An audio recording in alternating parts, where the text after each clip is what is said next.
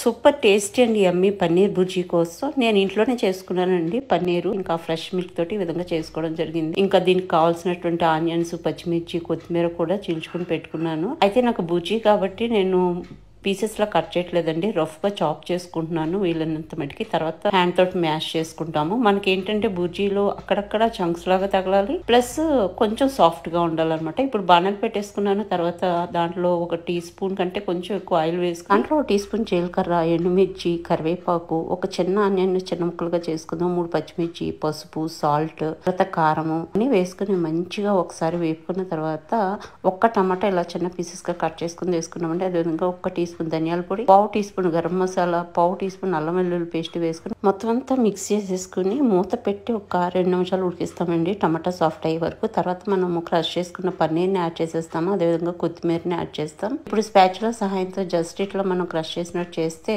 ఉడుకుతూ పన్నీర్ సాఫ్ట్ అయిపోతుందండి.